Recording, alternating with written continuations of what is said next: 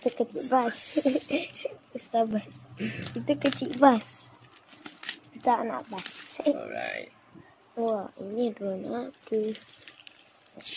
I1 RO. Uish. Drone. Okay, dia ada selotip kat sini. Wih. Ultraman. Ultraman. Okay.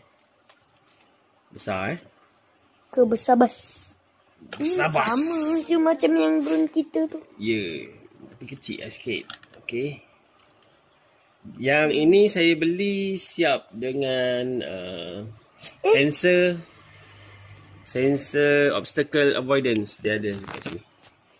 Ada sana. Ada sini. Okay. Macam kenal je. Yang ni boleh. Oh, Oh, yang ni memang aku nak tengok.